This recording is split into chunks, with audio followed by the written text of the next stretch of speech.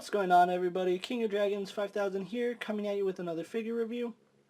Today we'll be having a look at the Mattel DC Comics Multiverse Rebirth Wonder Woman. Here we do have the Rebirth Wonder Woman in the packaging.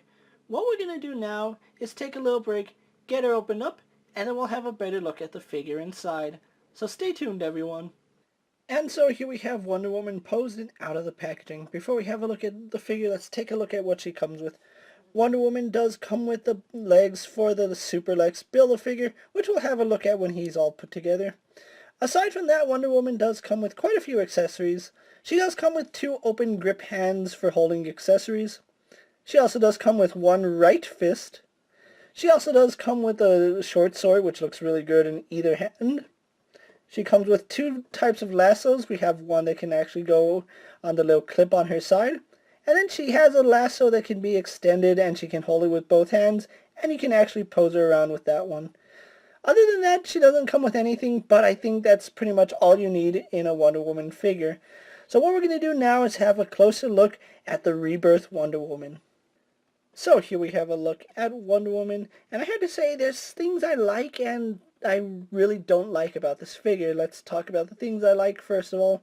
The head sculpt is really beautiful. I do love the head sculpt. It looks just like Wonder Woman from the comics, especially the Rebirth series. She's angry, she's upset. You have to read the comics, but I really do love the expression that this Wonder Woman has on her. The tiara is done really well. You can see it's painted gold and then has a little red star in the center. And then the eyes are done really well. They're really placed perfectly. It's not like Marvel Legends where they're a little far off and sometimes they don't line up properly. Her eyes are actually right on point, as well as her lipstick, which is a really nice color. I do love the way they did her hair. It's actually molded in black plastic, but they also threw in some blue highlights just to give it some detail, which I really do like that. It's something Mattel's been doing for the longest time, and it looks really good. Another thing I'm happy about is that her hair is neutral. It's not off to the sides.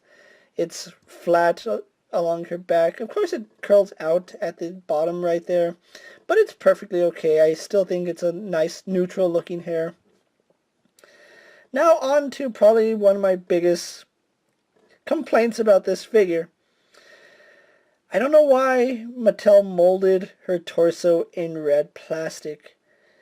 What you're seeing right here is actually the flesh-colored paint, and you can see it really doesn't match up to her arms or her head, and that's quite an issue. It looks like, yeah, it's red plastic. You can see a scratch on her back right there, and I don't know why they do that. They should just cast that in flesh-colored plastic and paint the red and the gold. It would be so much easier. I guess they want to keep the reds the same, but if that's the case, just mold it all in flesh color and paint it.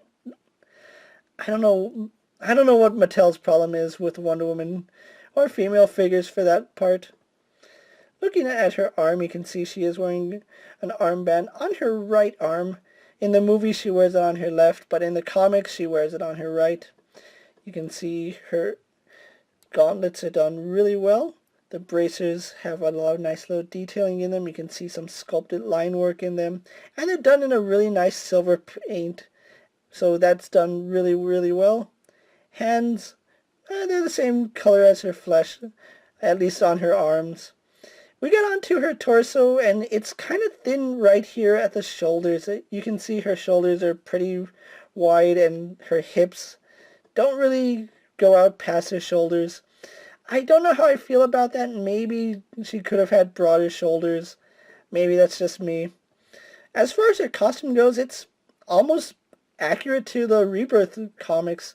The only thing she's missing is a cape, and I said that on the Icons 7-pack she needed a cape. But this one doesn't have a cape either, so there is that.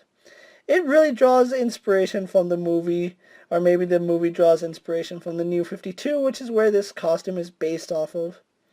You can see the gold is done fairly well. There are some spots right here where you can see some of the blue is peeking out. It is a little bit unfortunate, but I guess you can chalk it up to wear and tear and battle damage. And again, they did a really good job on this skirt piece. You can see there's some sculpted detailing in there, making it look like worn leather. The gold, for the most part, is nicely done. Although it's almost more like a polished bronze than a gold, so I do like that. Another issue I do have, again, mismatched plastic. Now, I don't know what the problem is here. This is flesh color, but it's a duller color than her actual thighs, and I don't know why it's two different shades. Why does Mattel have such a hard time getting these shades right? The shades match her arms and her upper thigh, but when we get to her lower thigh, I don't know what Mattel's issues are. It kind of does throw off the look of the figure. Like, from here up, it's a okay figure. From here down, it's a good figure, but if they had matched this better, I would have liked this figure a whole lot more. I do like her boots. The boots are actually really nicely done. She has her own unique sculpted boots. You can see some of the gold is supposed to continue on here. It is a little thin on both sides. But going down the center, there is some sculpt work in it, so I do like that. The gold is done fairly well and goes all the way down to the toes. So overall, I do like the way this Wonder Woman came out. It has some issues, yes, but it's still a nice figure. So what we're going to do now is actually get her compared to a few other figures you may have in your collection. Here we have Wonder Woman posed next to a DC Multiverse Superman and a Marvel Legends Cyclops. Here we have Wonder Woman posed next to a DC Multiverse Jessica Cruz and a Marvel Legends Black Widow. And finally, here we have Wonder Woman posed next to a DC Universe Classics Wonder Woman and a DC Multiverse Justice League Wonder Woman. So with the comparisons out of the way, let's actually have a look at Wonder Woman's articulation. Now, she does have quite a bit of articulation, and I really do like that Mattel is stepping up their game. She would have a ball-jointed head, but unfortunately, I think her head sits really low on that ball joint, so we really don't get some up and down movement. We really don't get pivot either. We do get some left and right movement, although her hair, even though it is a softer plastic, it's still fairly dense, so you're only going to get it to move off to the side. And again, do be aware that it might scrape the paint, so do use caution when moving her head around. Arms are on a ball joint. They go out to about that far. They do a full 360, no issues there. She bends at the elbow, getting a little bit better than 90 degrees. And unfortunately, she doesn't have the range to bring her arms across perfectly to do the Wonder Woman pose, which is a little bit unfortunate. Mattel just can't seem to do that with Wonder Woman figures. But she also does have a an elbow swivel right here. She also does have a hinge and a swivel here at the wrist. She does have a ball joint here in the torso, although it only goes back about that far. Goes forward about that far. Doesn't really go side to side. Turns about that much. Goes the other way that much. So really not too much movement here at the torso, unfortunately. Legs do go forward and back. However, they are hindered by the skirt piece that she's wearing. They go out. Again, a little bit hindered, but not as much. She does have rotation at the thigh, has double bend in the knee. Really like that the boot follows the knee rather than being glued onto the knee. That would have looked stupid. No boot cut swivel, but we do get a hinge in the ankle which goes back all the way, goes forward all the way, and then forward facing pin for rocker ankle. So overall, pretty average articulation on Wonder Woman. Some things to like, some things not to like. So what we're going to do now is take a little break, get her posed for my final thoughts, and then we'll wrap up this review. And so here we have Wonder Woman posed for my final thoughts. Overall, I really do like the way this figure came out. I love the accessories she comes with. The sword is nice. I do like the two different options for the lasso. I'm a little confused as to why she only comes with one fist. I would have liked to see her having two fists so we could have her posed punching with both hands and holding objects with both hands is no problem. It's just one fist seems a little odd to me. It still boggles my mind that Mattel just cannot get Wonder Woman right. The fact that she has mismatched plastic, painted flesh tones.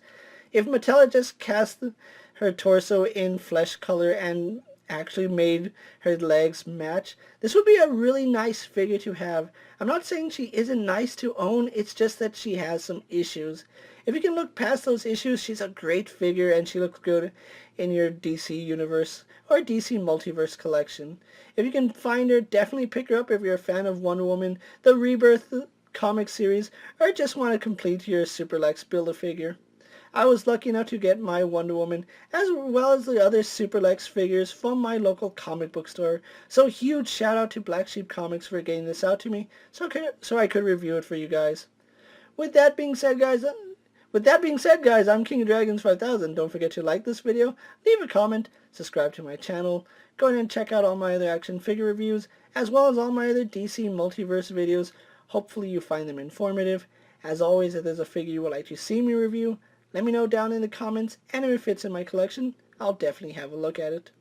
Until next time, guys, I'll see you later. Take care, everyone.